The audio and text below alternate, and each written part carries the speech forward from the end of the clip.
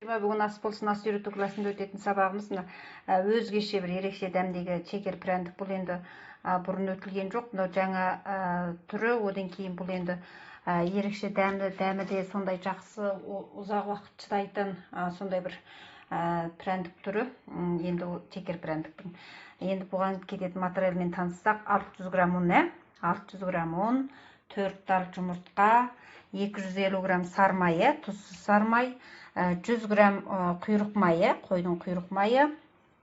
Одан кейін 200 грамм шекері, ұсақтау шекер. Одан кейін ванила деп қоямыз.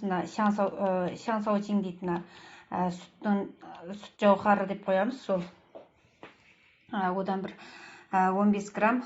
Бұны енді таба алмасаңыздар, қоспай қойсаңыздар болады. Енді бұның енді қосатын дәмі өзгеше. Одан кейін 8 граммдай сода, 5 грамм паудафын. Одан кейін бұның бетіне мынандай ең жақсы шекер пряндік болғандықтан бұның бетіне мына ірі бір шекерлер бар, дали сазтаң деген.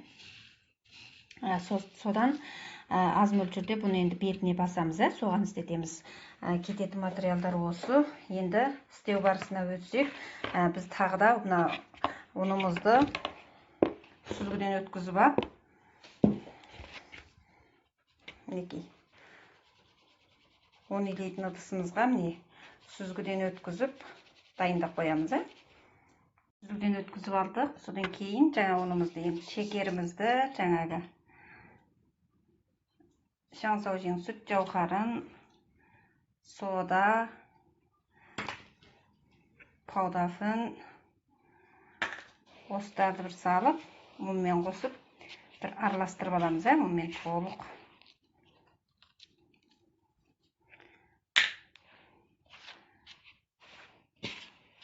Ұнмен араластырып алғаннан кейін, біз мына сары майымыз салып,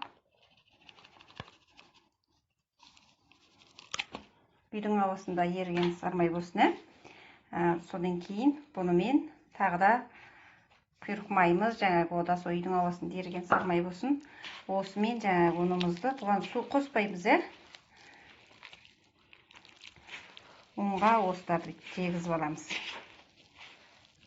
Мінекей жаңағы құм сияқты қылып отырып, жаңағы немелерімізді бірақ езіп алдық, дүниелерімізді. Енді мынаған жаңағы 4 тал жұмыртқамызды құямыз.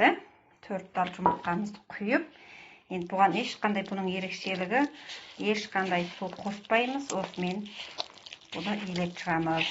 Енді ұндарыңыз өте немнеғ келсе, азырақ ұн қосамыз, бір 50 грамм айналасында, әйтпесе осы болады. Осымен бұны қамыр ұқсатып илеп аламыз.